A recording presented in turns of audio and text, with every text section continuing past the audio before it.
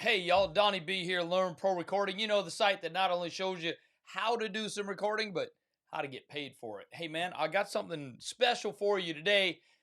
It's gonna piss somebody off. It's not my intention. It's not my intention to piss people off, but today's subject's gonna be kind of polarizing and butt hurting. Somebody's gonna get mad, man. It's inevitable that somebody's gonna get mad about something I got to say. Before we get into it, though, what I want to talk to you about is I get this free thing, man. It's my Basics of Signal Flow course. We've been selling this course for about a year, and I decided last week just to give it away. So from now on, this course is free, man. Y'all go to learnprorecording.com/basics, all caps. Make sure you use all caps. Get up in there and get that course. That course is all about basics of signal flow. It's going to take you through the signal flow on a console. It's going to take you through the signal flow in the digital realm and explain what each thing is and what it does. And then it's going to talk about patch bays. It explains patch bays and what they do and why you might need one in your studio, why you might not need one in your studio. Talks about the different configurations of a patch bay. And then it talks about hybrid mixing. Shows you a little bit of hybrid mixing. The difference, melding the two worlds together of analog and digital. It's pretty cool. Go grab it real quick. If you would, do me a favor when you guys are running through it, leave me some comments along the way during the course. And, let other people know you're having a good time. And while you're here, go ahead and leave me a comment down here. You might want to wait. You might want to wait till we talk about what we're going to talk about. But, go down there and subscribe and like on the YouTube channel here. And leave a comment if you like. That's totally fine. But go grab the course, man. It's learnprorecording.com/basics, all caps. So today what I want to talk to you about is the Jenny Sue syndrome. First of all, no offense to Jenny Sues of the world. Love you guys. You guys are awesome. What Jenny Sue syndrome is Jenny Sue is a 13-year-old girl, lives somewhere in the middle of the country, Ohio, Indiana, somewhere around there. And she has only ever listened to music on this little device, the phone with the Bluetooth earbud. She's never heard vinyl. She's never heard analog. She's only ever gotten her music from Spotify or SoundCloud or YouTube. It's horrible. We're going to talk about that in a minute. But before we do that, let's get to the intro.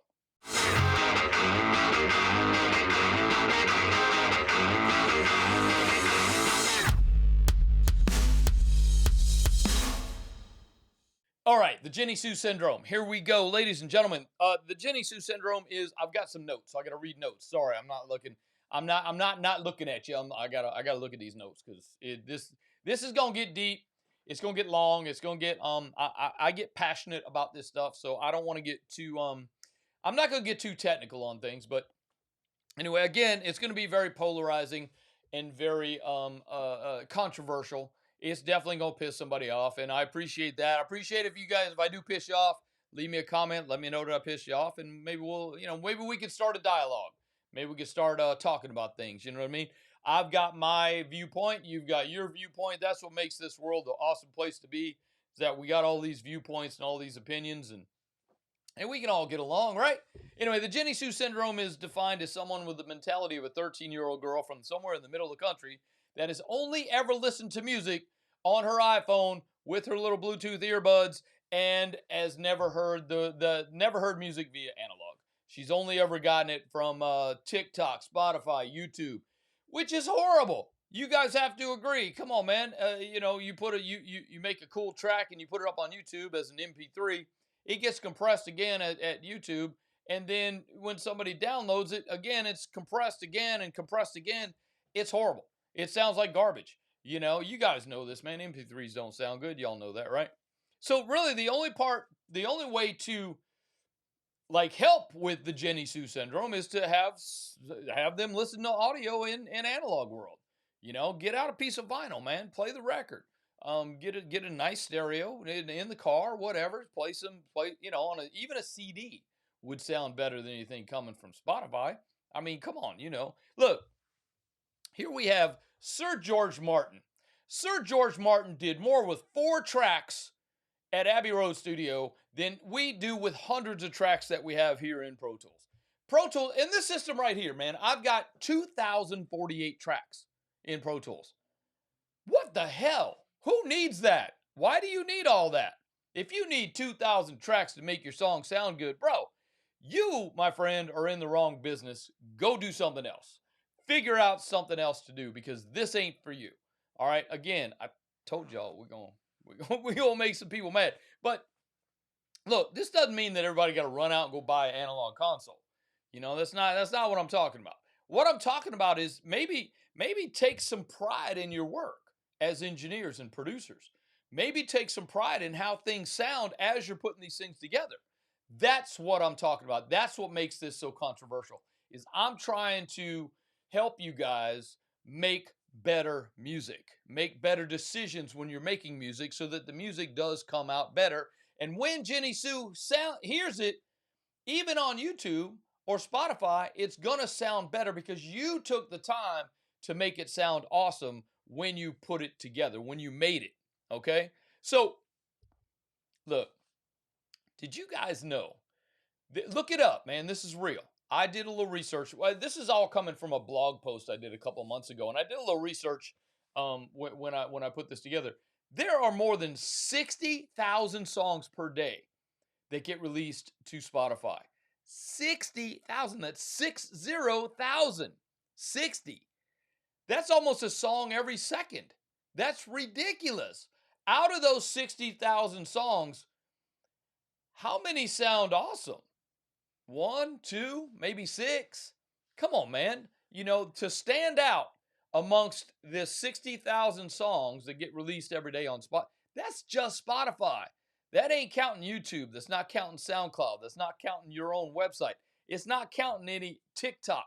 It's not counting all that. That is simply Spotify. You add up all the other ones, man. TikTok, YouTube, Facebook, all the places where you can, Amazon Music, what, Google Play. Where do you guys listen to your music? Where do you listen to your music? Satellite radio? Still not the greatest sound. Look, it's not bad. It's just not what it could be. And that's what I'm saying, man. Even if your song has the best lyrics and the best melody, right? The drums are banging. The beat feels great. Suppose it sounds like garbage because of how it was mixed and mastered. You guys didn't take the time. Again, I'm not specifying you. I'm just saying that someone didn't take the time to mix the song properly. Maybe they were being rushed by the label. Maybe they were being rushed by the artist. Maybe it's that the artist came in and decided to try to do, in a 2-hour session, tried to do 8 songs. They downloaded the beat from YouTube. It's a Drake type beat. And then they did a verse and a hook on it, trying to be hip hop. And it just doesn't work. It just doesn't work. You can't do things that quick. They just throw up any microphone and any preamp, and they don't use they don't take the time to make the thing sound like the way it should sound before they record it, before you record it. Look, we have a saying in our business, man. It's record like you're not going to mix and mix like you're not going to master. Probably came from, I heard it from Chris Lord Algae. He may have heard it somewhere else. I've heard it said other ways. I've heard it said like, do it right the first time. Make your thing sound the way you want your thing to sound and record it that way. I like to say it this way: record like you're not going to mix and mix like you're not going to master. Okay, so this means a lot. If you think about it, this means a lot. Have you ever heard an engineer, or maybe you guys have heard, maybe you've said this yourself? Oh, hey, don't worry about it, man. I got a plug-in that can fix that later. Oh my God, no, please don't do that. Please don't do that. Please don't be that. Please don't be that engineer, man. Don't be the engineer that just like throws up any microphone and turns it on and go, okay, go. To 3 instances of auto tune and it still ain't enough. I mean, come on, man. Just what is wrong with you if you do that? I mean, stop. What we do is an art. What I do is an art. I have been doing this 40 years, 35 plus years, man. I have been doing this, and I do take pride in my work. I don't want my name attached to anything that just doesn't sound good, man. If the artist can't sing or the guitar player's out of tune, I mean, our job as engineers and producers is to let the guitar player know, hey man, can you maybe tune your guitar? Maybe check that out. I think the G string's off a little bit, And I've actually had guitar players look at me and say, hey, there's nothing wrong with my tuning. My tuning's fine. Bro, I kind of disagree, man. Maybe maybe you guys ought to pay attention to somebody that's got 40 years of freaking experience and knowledge and being in this room. It's not sounding like it is in the headphones in this room. You know, in the headphones, you might be missing something. In here, this is a microscope, man. It sounds like that in here. And I really need y'all to listen to me. You really should pay attention to your engineer. Your engineer and your producer, they know stuff. They've been around, man. That's why they're engineers. That's why they're producers.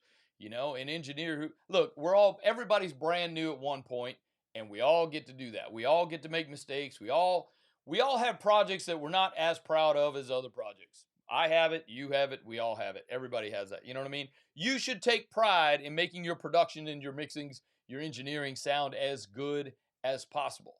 Take pride in this is the whole point of today's this is the whole point of today's topic, today's talk. You know, is take pride in what you do, man. Be proud of your projects. Be proud of what you're doing. Be proud of where you came from. Be proud of who taught you. You know, celebrate who taught you because somebody taught you. It might have been a guy on YouTube, but somebody taught you how to do the things that you do. Man, we had a guy come through here recently, and he started with his template. Man, he opened up his template. Dude, all right, so some of you guys may know what I'm talking about. He was bringing his microphone in on an auxiliary track. Then he was busing the output of that auxiliary track to a record track. So you guys know about Pro Tools. Pro Tools gives you 10 slots of inserts on some of your tracks, most of your tracks. So he had 10 inserts filled on the auxiliary track, which he's actually printing that information to the record track.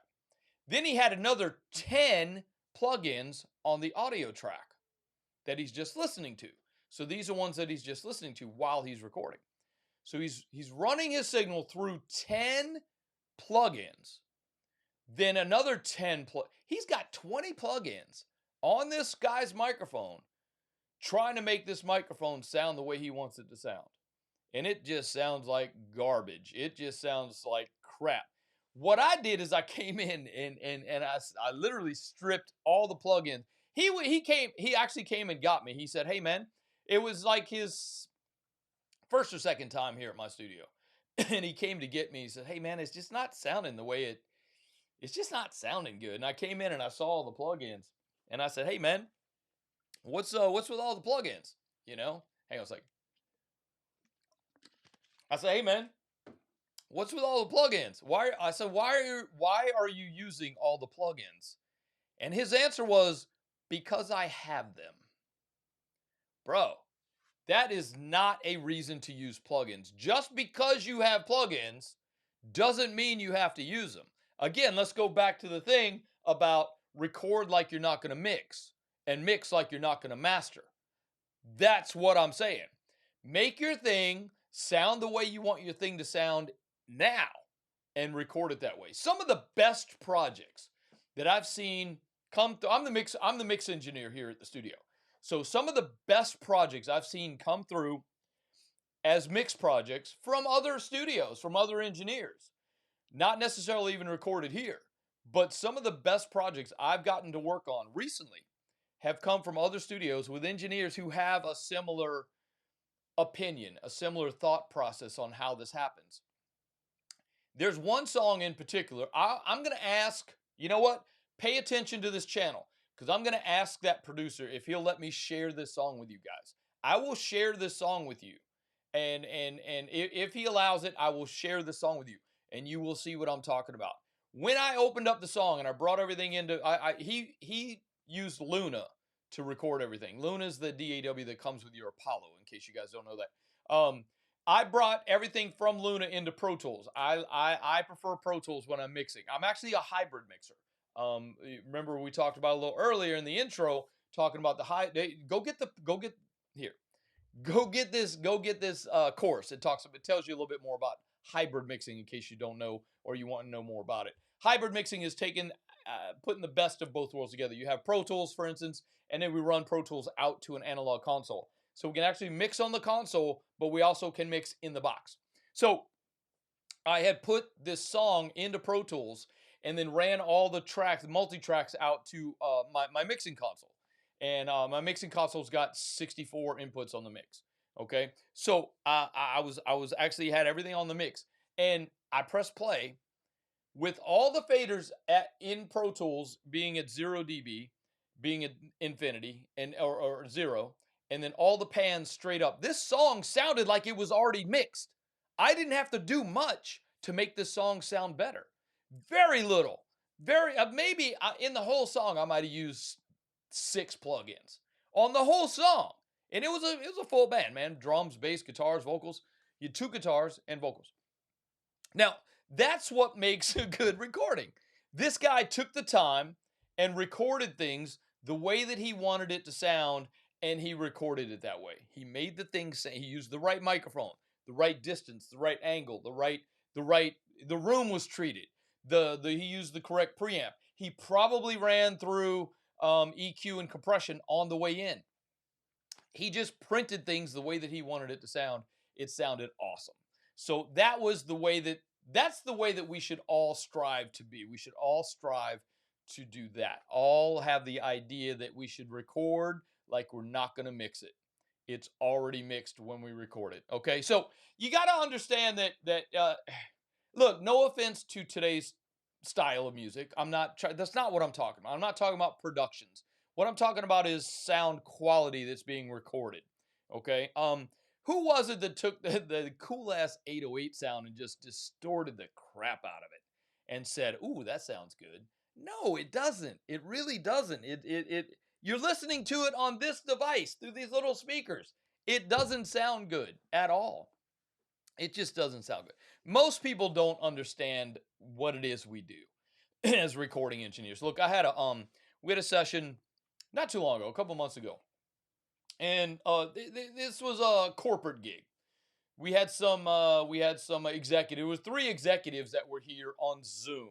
Okay, they don't know recording studios. They don't really know this process. It was a voiceover thing. Anyway, one of the actors said something that was not on the script.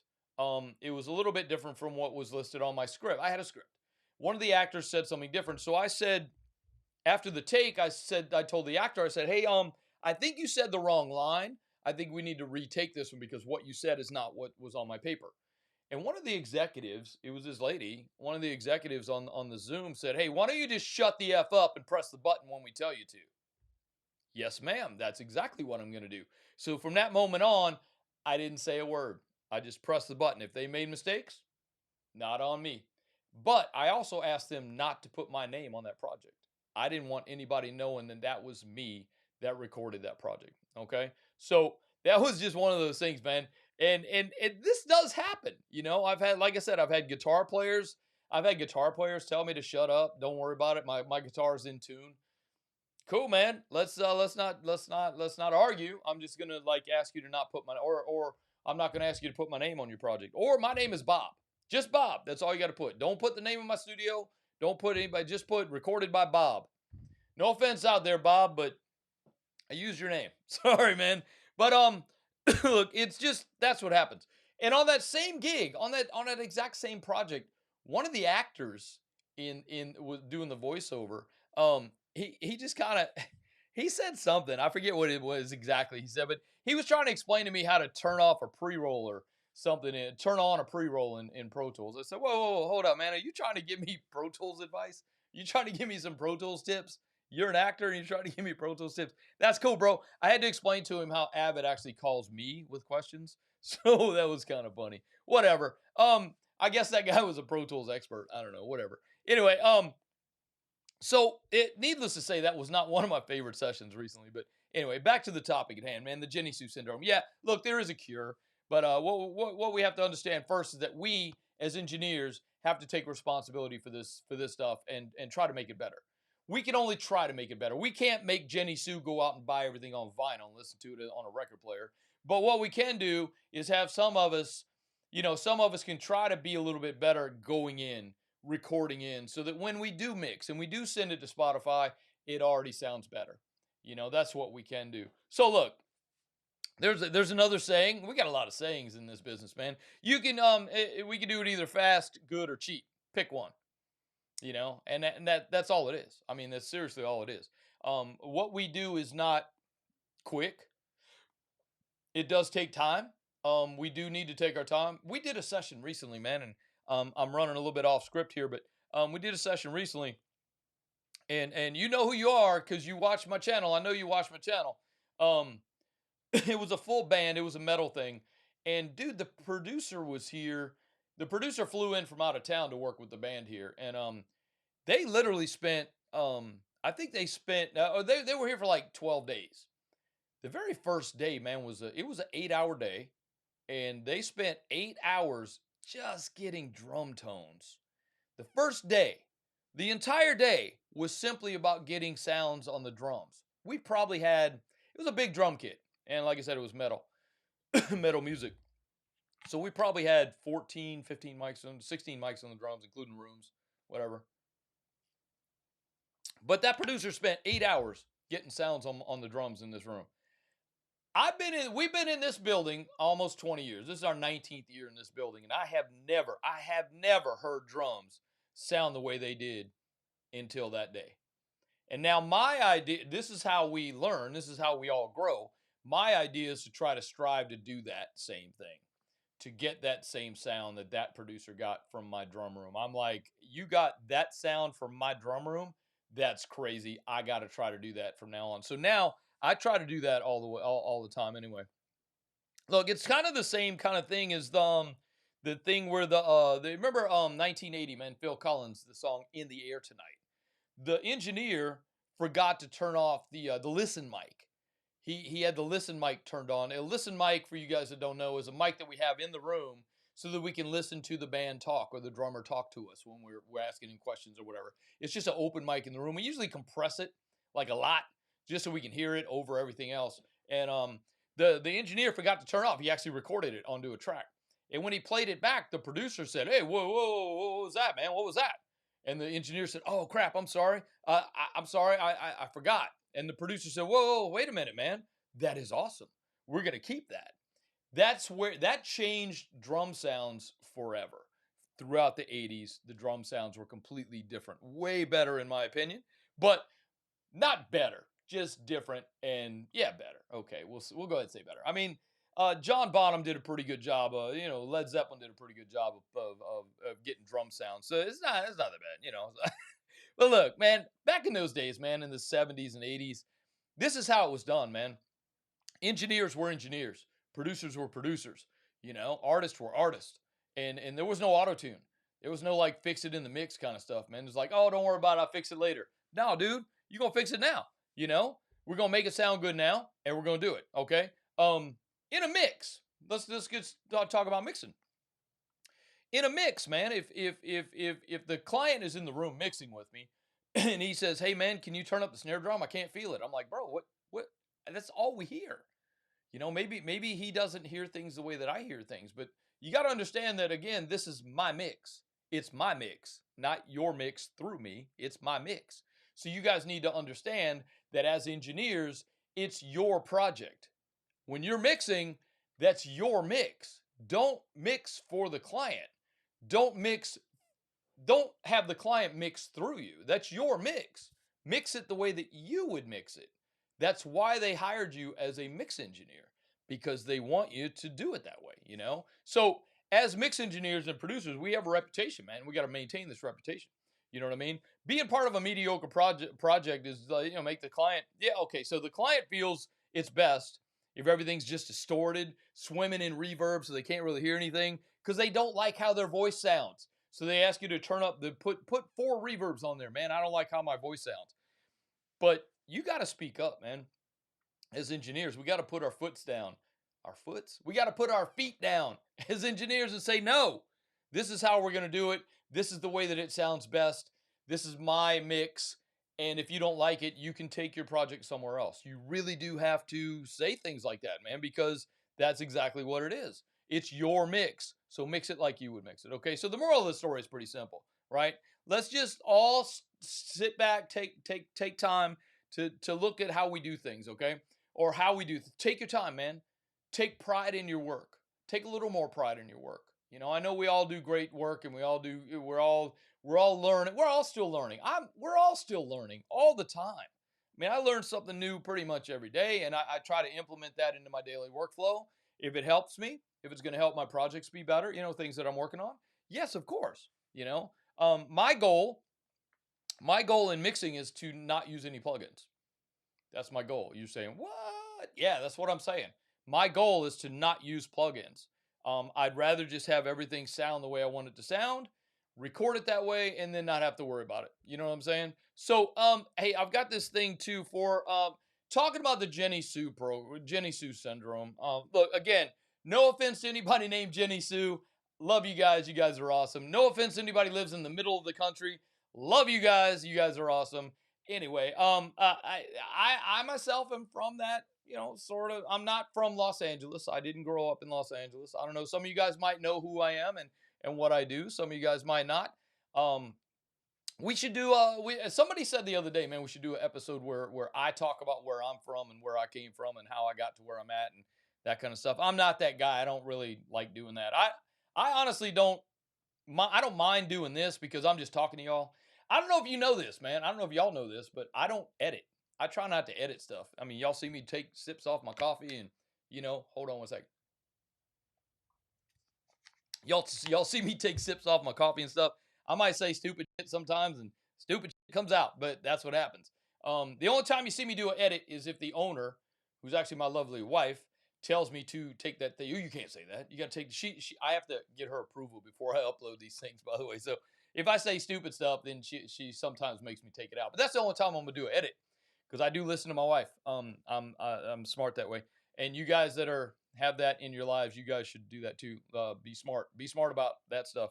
Anyway, so without getting too further into pissing people off and being stupid about stuff, look, if you guys have any questions, comments, or concerns, man, reach out to me. It's info@learnprorecording.com. I'll try to remember to put the tag down here, but I do run this through an editing program just to add graphics when I forget to add graphics live. But all my graphics are live, like this stuff. All this stuff's live, man. I press these buttons. While we're here, look at this thing, man. The Studio Growth Formula. Yeah, that's still available. Y'all go grab it in case you haven't gotten that yet. Studio Growth Formula is a PDF, real quick. You download it for free. It's going to help you build, grow, and scale your studio into something that could possibly take over your day job, man, and help you be making a lot more money. So quit that day job, people. Come on over here and do this full time. Do it right. Do it proud.